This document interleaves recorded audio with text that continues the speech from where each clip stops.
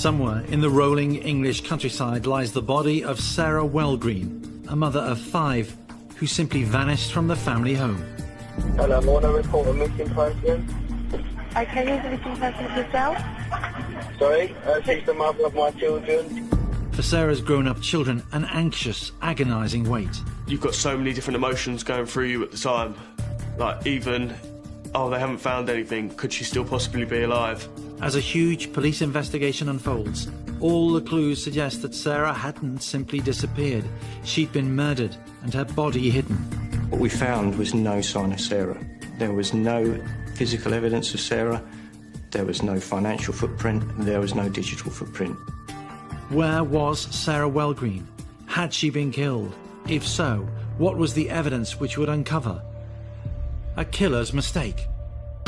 Sarah Wellgreen's disappearance was first noticed by a friend who calls her grown-up son, Lewis. He couldn't get in contact with my mum. He'd been trying for, like, all day, heard nothing. Last time I spoke to her was, like, the night before. So I thought, oh, that's all right, she's probably just ignoring you. So I tried, couldn't get nothing, and then contacted my nan, brother. Nobody else could. I was working in Guildford at the time. I was working in a hotel round that way. Lewis's brother, Jack Burdett. On the first day that I was called, I didn't think much of it. I mean, I tried to call her, got no answers. I was trying as much as I could, phoning her, messaging her, trying to think of any different way to get hold of her whatsoever. Phoning people she might have been with, seen, but nothing. I firstly put it down to that she was just having a bad day and didn't want to talk to anyone. It was the next day when Lewis and my nan came to visit me at the hotel.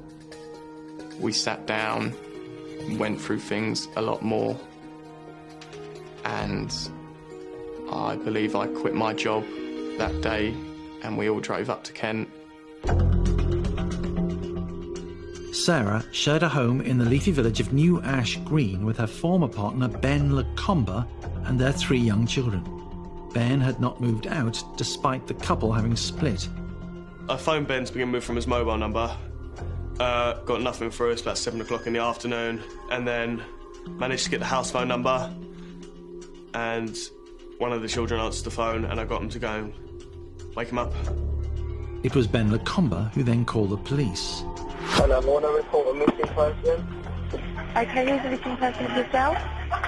Sorry, she's the mother of my children. Sarah's got a couple of phones that she left, like, were in her room. Okay. And I've looked through a phone, like one of them didn't have a lock on it, to see what was going on sort of thing. And I found out that she's sort of, like, seeing a few blokes sort of thing. Is there a reason that she may have gone missing? Anything going on about it might be upsetting, or any reason you know that she might go missing at all? Like I said, like, nothing. Well, obviously, I found out about, like, sort of seeing quite a few blokes sort of thing. I can only guess, really. She's got quite a complicated life, like, and it's just a bit messy, really. The man who would lead the investigation into what had happened to Sarah Wellgreen was to be an experienced Kent officer. I'm Detective Superintendent Ivan Beasley. I'm a major crime senior investigating officer, and part of the investigation that moved on from Sarah being a missing person. One of the first things to strike Beasley was the timing of the report, days since she was last seen by Ben. Kent Police first got a phone call from Ben Lacomba on the morning of the 11th of October 2018, but actually Sarah was missing a couple of days prior to that.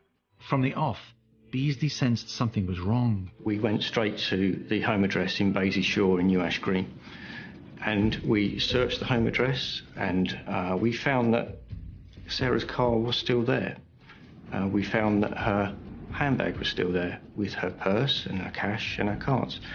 We found that her work mobile phone was still there. In fact, on speaking to Sarah's family and to Ben Lacomba, apart from her personal mobile phone, everything else was still at the house. That also included some of her jewellery that was still in the bathroom. So that raised some alarm bells straight away. The missing mobile was to play an important part in the police investigation. We were able to establish that that phone went offline at 4 in the morning, the night she disappeared. There were things about Ben Lacomba's behaviour too that worried the family. A couple days after she went missing, we wanted to try and see the children, and we were blocked from it. And I always thought that was a bit strange. So it was from that point where my suspicions grew a lot more, because you can tell he's obviously hiding something, so again it raises more questions. The way he was presenting to us was described to me by my officers as quite odd. He didn't really want to engage with us. He didn't really want us at the house, which for somebody that had reported Sarah missing and somebody that initially phoned us because he was concerned, he didn't seem to act in that way. As the police dug deeper into Sarah's disappearance, the story they were told by Ben Lacomba simply didn't hang together. Sarah, he told us, had come home from work on the evening of the 9th of October. She came home Tuesday night, and then we all went to bed, and then when me and the kids woke up in the morning, she wasn't there. Right. But her car's still outside. She hasn't gone missing before, but she's got a bit of a weird life, let's put it that way. That is not how her son saw Sarah's life. Her life was looking up. She went for an interview not long before it, and she was happy about it all going well.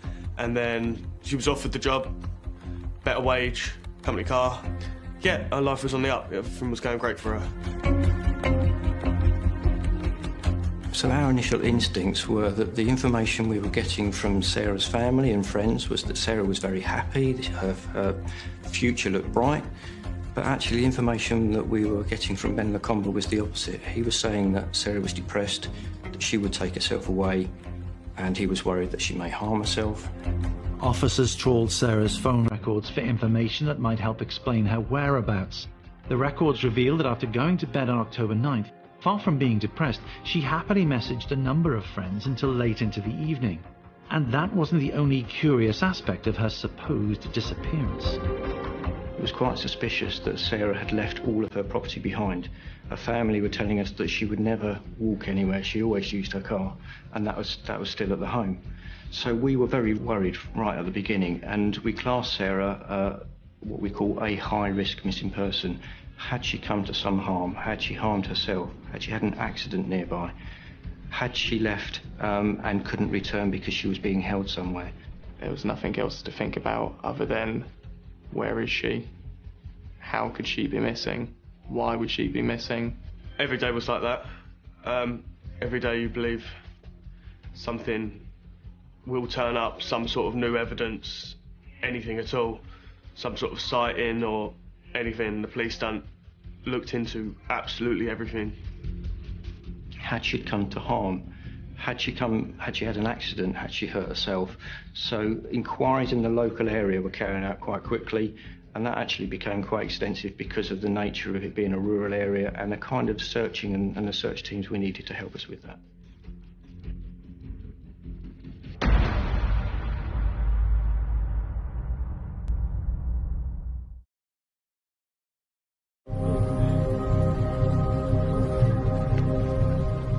Detectives wanted to know about the missing woman, Sarah Wellgreen.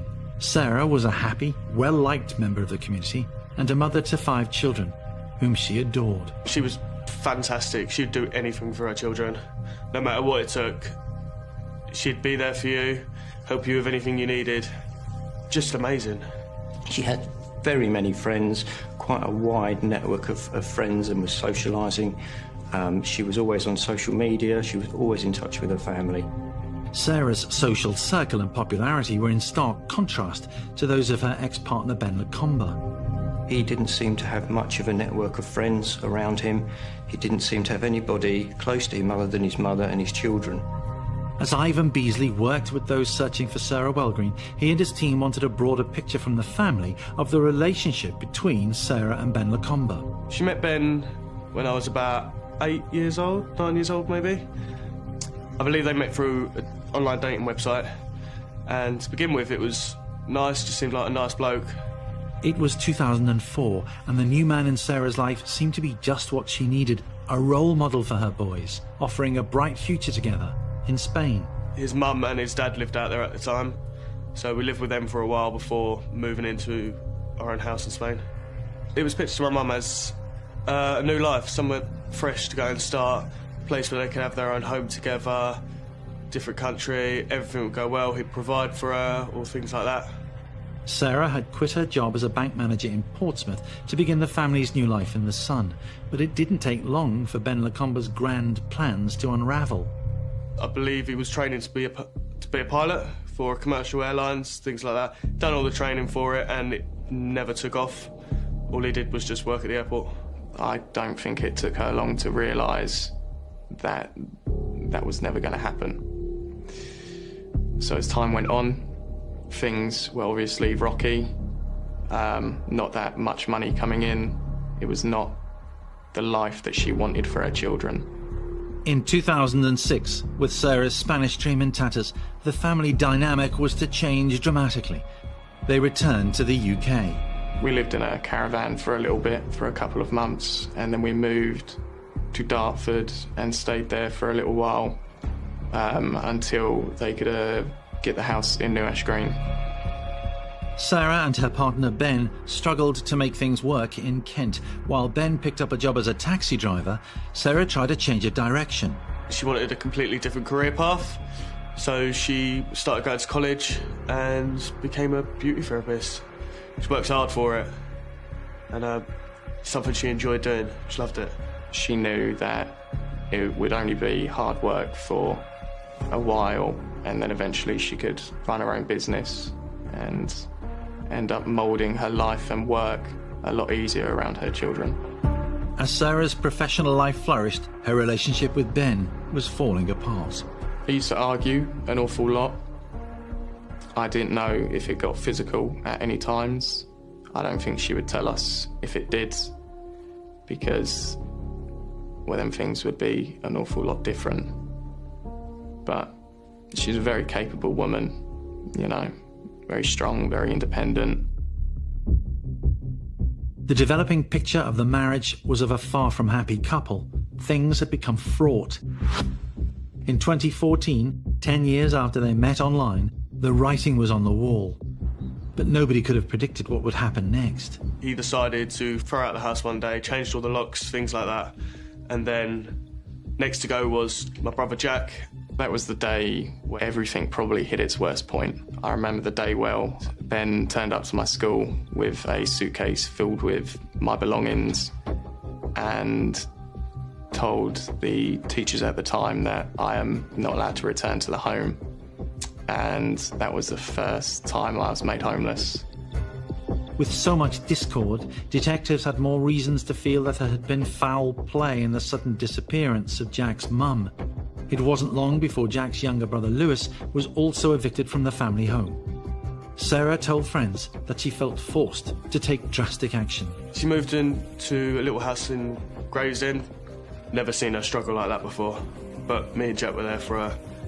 Sarah did whatever she could to establish a new home for the family, but suddenly announced she was moving back in with Ben. Everyone told her it was a bad idea. I tried to stop her from going back there. My brother Jack and my nan as well, which is her mum, also didn't like it at all.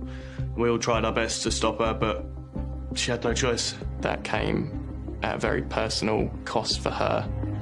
To the outside world, they appeared as a family under the same roof. In reality, detectives had discovered that Sarah and Ben Lacomba were living separate lives, fighting over their planned separation settlement. From 2014 to 2018, that seems to be a very, very toxic 4-year period. 4 years is a hell of a long time to be living in this way. By the autumn of 2018, Sarah could finally see light at the end of the tunnel. She was approved for a mortgage and on October the 8th was offered a new job in the beauty industry. The next day, she accepted it. It was the last day she was seen alive. It had been 2 days after that Ben Lacomba called the police. Hello, I want to report a missing person. Time for Ivan Beasley and his team to hear more from Ben Lacomba. My officers had gone back to see Ben Lacomba to take more information from him and actually to ask him if they could take his mobile phone and download his phone so that we can potentially retrieve some information from that to help us find Sarah and the location of her missing phone. The police asked to see it. Well, of course they did. Why wouldn't they? His answer, I'll bring it in tomorrow. I just need to sort some stuff out on it first of all. Ben Lacomba refused to give us his phone that evening. He told us that he would see us the next day. He told us he'd come to the police station and we could do it then, but he needed to do some things on his phone first. Meanwhile, phone records were not the police's only line of investigation. Detectives spotted something else which might provide another vital source of clues. They go to the house and they notice the fact that there is CCTV everywhere.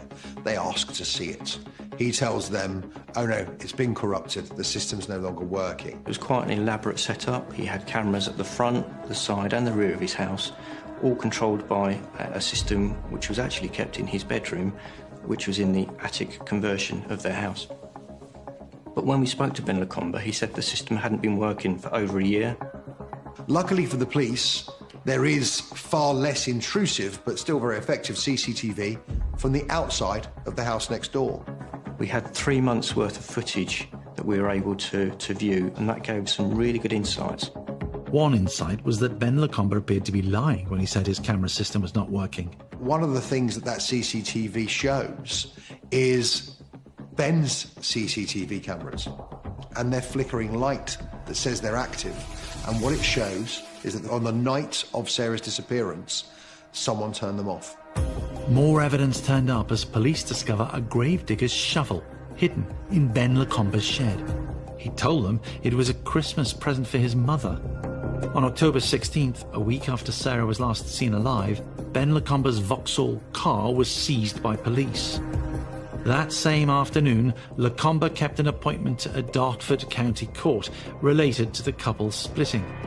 That would raise yet another red flag for Ivan Beasley.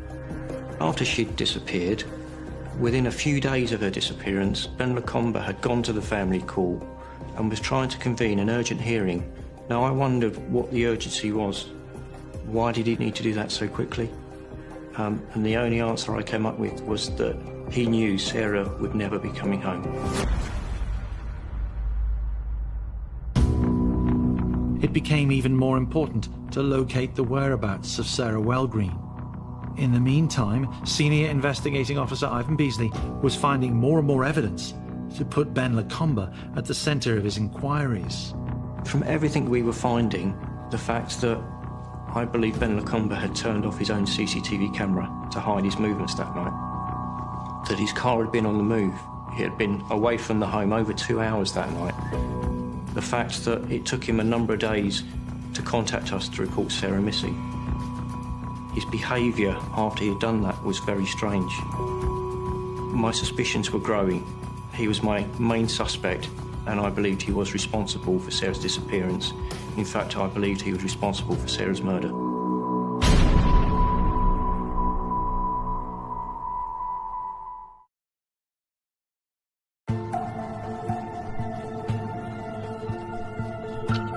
The intensity of the search for Sarah Wellgreen continued with an entire community involved.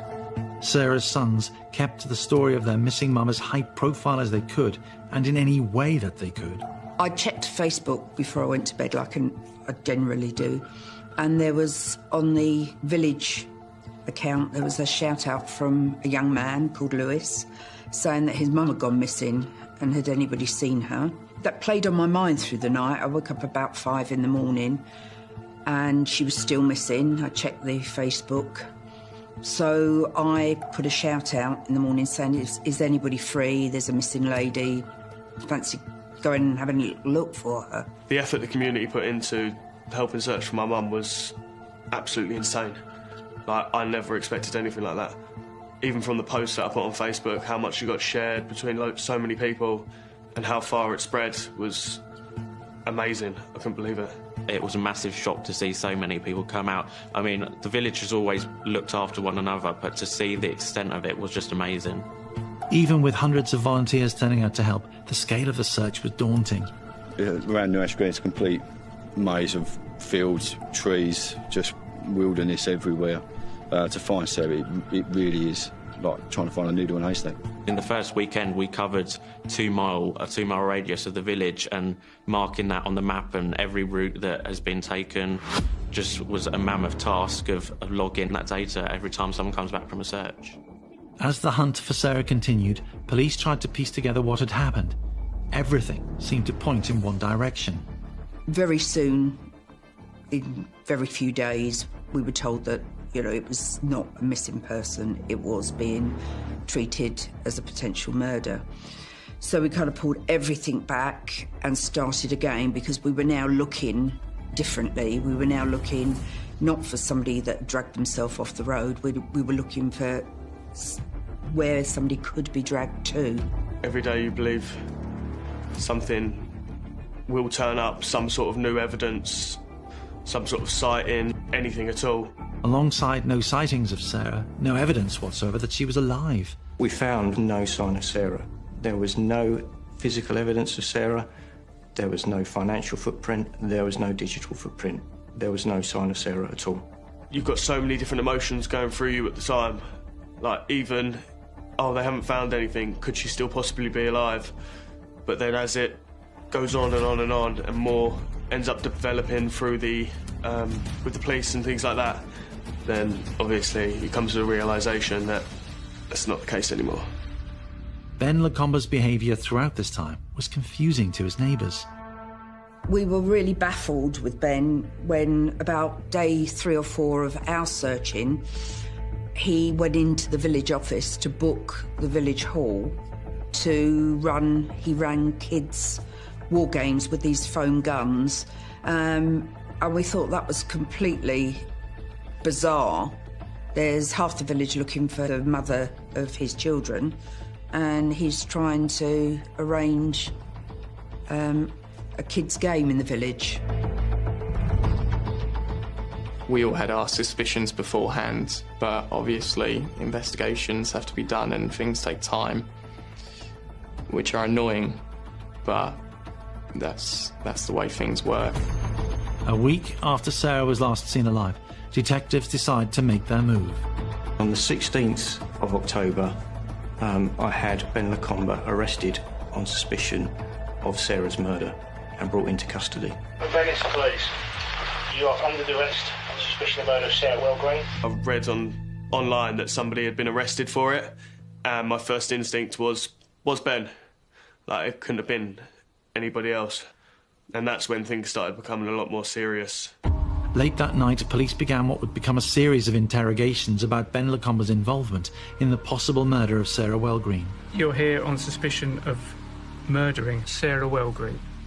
We interviewed him a number of times. In fact, we had 7 hours worth of interviews with Ben. Throughout all interviews, he remained silent. He refused to answer any questions.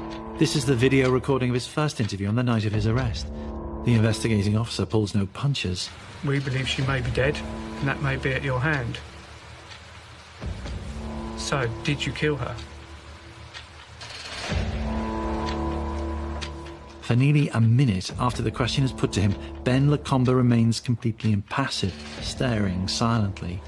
So, I'm not clear at the moment, Ben, whether you're just trying to think of an answer or whether you've decided not to answer the question. He didn't say no comment. In fact, he just stayed absolutely silent and stared at the floor. For somebody that was innocent, somebody that had nothing to do with Sarah's disappearance, somebody that had phoned us with concern that she'd gone missing, for him not to help us was really strange. Ben Lacomba's refusal to even speak to police left him with a problem. There was not enough evidence to charge him with Sarah's murder. On October 19th, detectives had no choice but to release him from custody. You can only assume that Ben is relying upon the lack of a body here to guarantee that he doesn't get arrested or charged.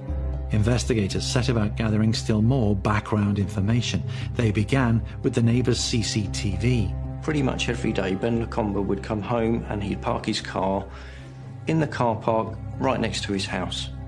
I call that car park 1. The day that Ben Lacomba came home from work, on the 9th of October, he parked his car in what I call car park 2, and that's behind the neighbour's home address in an area that's not covered by CCTV.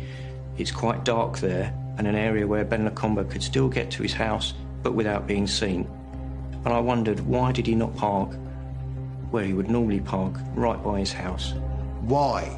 Why do something so unusual, so different, unless you have something you want to get from the house to the car? For Ivan Beasley, there was only one possible motivation for Ben Lacomba's actions. I believe he parked there because he purposely didn't want to be seen that night. He purposely didn't want to be captured on CCTV, removing Sarah from that house and taking her away. Beasley felt he had a much clearer idea of exactly what happened that night. We know from CCTV that Sarah came home just before 8 p.m. on the 9th of October. We can see Sarah parking her car next to her house, and we see her going into her home address. That's the last time anyone saw Sarah, apart from her children and Ben Lacomba. The neighbour's security camera clearly placed Sarah at home with her family on the night of her disappearance. Now other CCTV footage was to reveal even more explosive secrets. I set a CCTV strategy with quite wide parameters to scope what footage we may find from people's home addresses, businesses, or from the local authority CCTV, to see if I could find anybody that had come to the address or had left the address, and if so, where they'd gone. The strategy would give police the breakthrough they were looking for. In the early hours of October 10th, Ben Lacomba had got into his red Vauxhall Zafira car and drove off into the night. I knew that the account that they'd given us, that he'd just been at home asleep all night, was untrue. Ben Lacomba had been out in his car for over 2 hours the night she disappeared. You can travel a long way in 2 hours. He could have left Kent itself. CCTV also showed that when the car was first parked there, it was pristine. When it returned from wherever it had gone, it was covered in mud. The next day, he had it cleaned again. Police trawled CCTV cameras across a 7-mile radius for the crucial 2 hours that Ben Lacomba was out and about in his distinctive red taxi. The footage provided a clear trail. He came out of his immediate neighbourhood of Bays's Shore and went down a rural lane called Hartley Hill, which then led him on to Hartley Bottom Road, which at night it's never used. And then he ended up on Moorhouse Road in Stansted and finally Plattstall Green Road. And then that's the last sighting. Unfortunately, after that point, there's quite a large gap between where there would be the next CCTV coverage, which we know he didn't hit, so then there's a huge area in between that. An area that included a country park, a golf course and countless fields and woods. So we have a 2-hour time frame of knowing how long Ben was gone off camera. For Sarah's son Jack, the revelations were tough to hear. All the information and the CCTV footage of him leaving, being gone for a few hours. I know the route that he's taken. I know the last point of camera that he was on before he returned back to the point and took the same route home. It was difficult to watch because I just knew my mum was in there. The incriminating CCTV footage left little doubt as to who had been responsible for Sarah Wellgreen's disappearance. Would it be CCTV that would provide the killer piece of evidence needed to bring charges? On the night that he refused to hand his phone over to the police, Ben Lacomba took another journey, and cameras were recording him. After the officers had left Ben Lacomba that night, he left his home address and he drove to a town nearby called Greenhithe, which was right on the River Thames, and he threw his phone into the River Thames to dispose of it.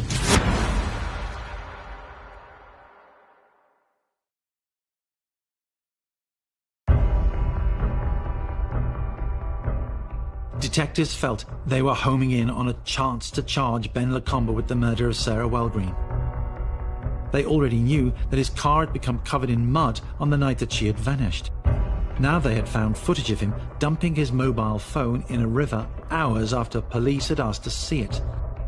The following day, when we were trying to get hold of him, because he didn't turn up at any police station, we couldn't. Only later in the day, after he'd gone out and he'd bought an identical handset to the one he disposed of and put his SIM card back into it, were we then able to contact him. When presented with the evidence, Lacomba had an excuse at the ready. He said that in the past He'd written some messages on his phone that he hadn't sent, but it was a cathartic way of him expressing his views. And he decided that if those messages had ever been seen by the police, they might be construed in a way that might raise suspicion about him being involved. So that was his answer for why he decided to throw his phone in the river. There was still no sign of Sarah. The search team took a new tack. They tried to get inside the mind of the man that they believed to be responsible for her disappearance. We never had any doubt it was him, if we're really honest. But we did realise that we were dealing with somebody that didn't kind of think like the rest of us did.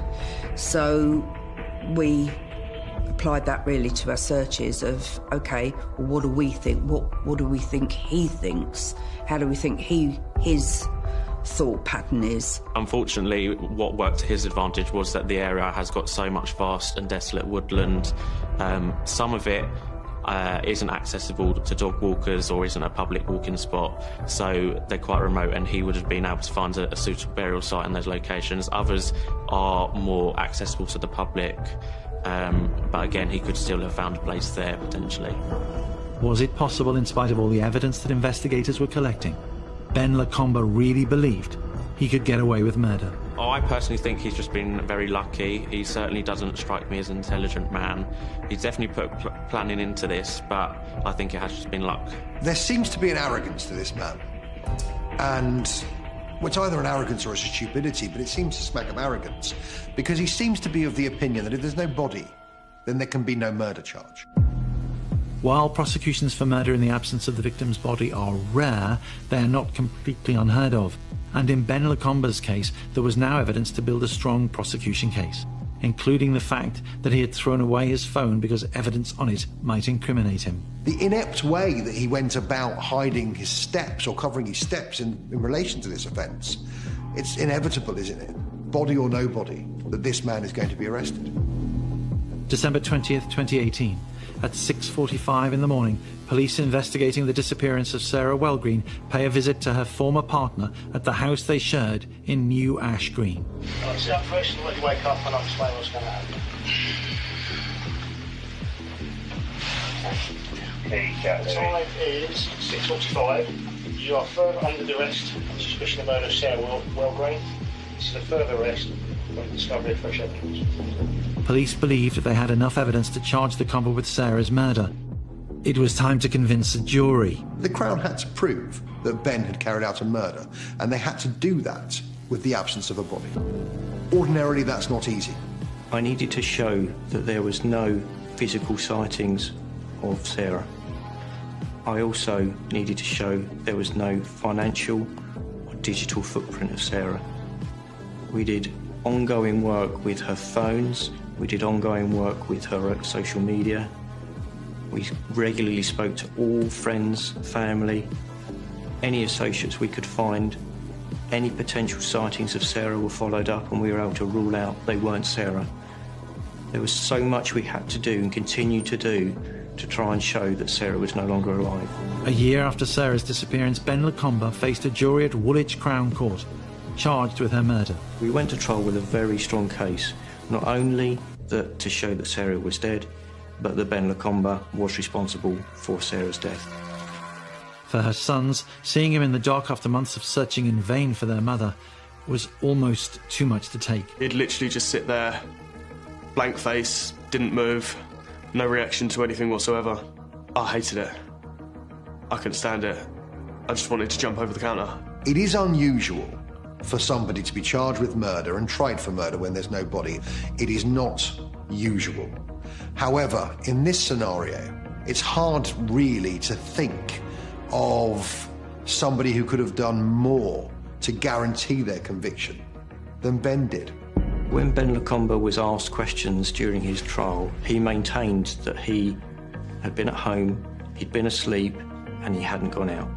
All the evidence that we put to him to show that his car had been driving, that his CCTV had been switched off, all the evidence that we put forward, he had no answer for. He just maintained he was in bed, he was asleep, he was not responsible. As in all murder cases, Ivan Beasley and his team were nervous. Would Lacomba's failure to provide plausible reasons for his various journeys, captured on camera, added to the absence of Sarah's body, be enough to secure a conviction? The jury obviously were as confident as we are, because fairly quickly they came back with a unanimous verdict that Ben Lacomba was guilty of Sarah's murder. He made it very easy for them. With all of Ben's actions, with all of these things, the stupid things that this man did, there was only ever going to be one verdict. And it was the right verdict. And it's the right verdict for Sarah. Throughout Kent, the search for Sarah's body continues. Ben Lacomba has not admitted to her murder, so will not reveal her whereabouts. Every day I wake up with the same questions. I go to sleep with the same questions. We all know Ben knows. In some sort of aspect, it brought us all closer, but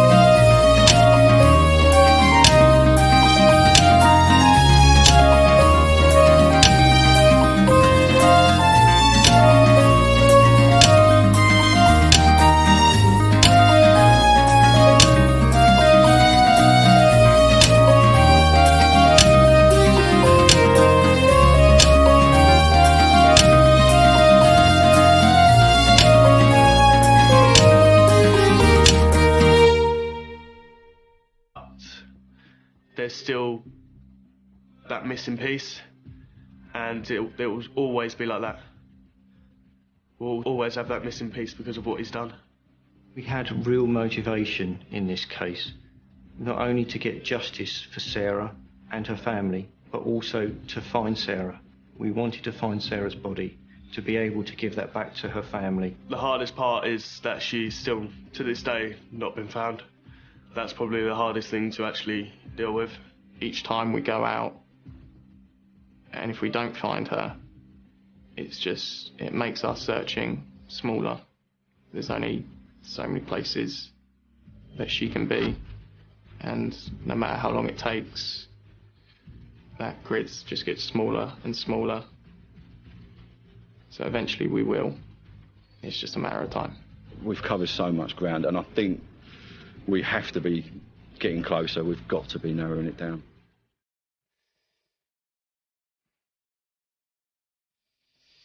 It'd be a lot easier if he was to say where she was, but I believe he will keep on denying it, so he has a hope that he can have a relationship with his children. But as they grow older, they're going to learn what he's done, and it just won't happen. But if he is to give it up, then that's him done. No one has any more questions for him. He loses the last bit of power he has over anyone. The community that rallied round in the days after Sarah's disappearance continue to offer comfort to her children. Not yesterday's news. There is still a mum out there. There's still 5 children that need their mum found. For those who continue to be involved in the search for Sarah, there remains a grim determination to keep going until she is found. Some people have struggled with it, and some people came off the search because of the nature of what they may potentially find. But I think for a lot of us, it's just a case of, it is Sarah, we've got to do this now for the sake of her family. The day we find Sarah would be a very bittersweet. We would be so pleased to bring closure for the family, but it would be something that we would never forget. It'd mean everything. Just to have a place where you can bury her, and there's a place that you can actually go to if you ever feel down about anything. You've got that place you can go. Without it, you've got nothing.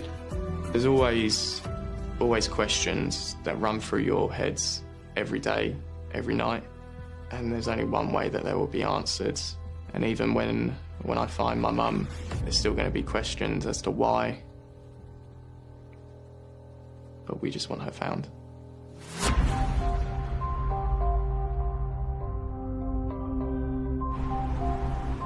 Convicted of the murder of Sarah Wellgreen, Ben Lacomba was sentenced to life imprisonment. It will be the year 2045 before he can even be considered for parole. It is no coincidence that on the day Sarah got her mortgage offer that was going to free her of Ben living under the same roof. It's no coincidence on the day she got her new job that was going to give her financial freedom.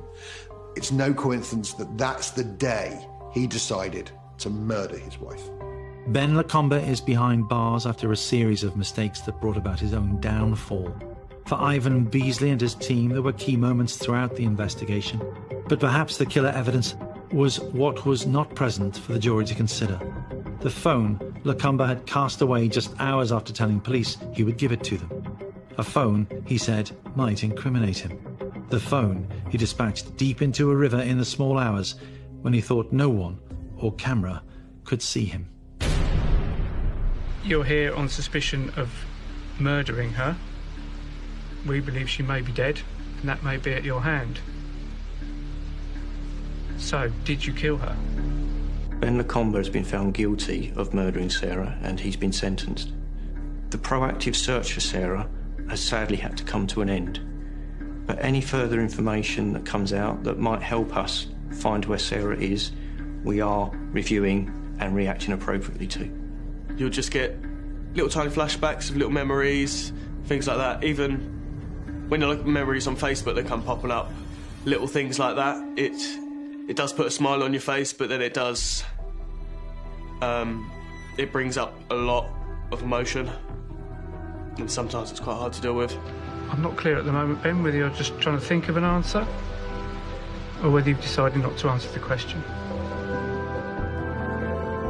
In fact, by throwing away his phone, Lacomba had told detectives something which led directly to his conviction.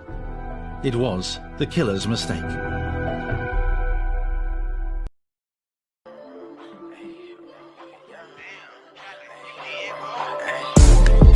From the 9-1, switch that over, that's the young blonde. I was at the West Coast, now I'm in the East Coast. Saw you when I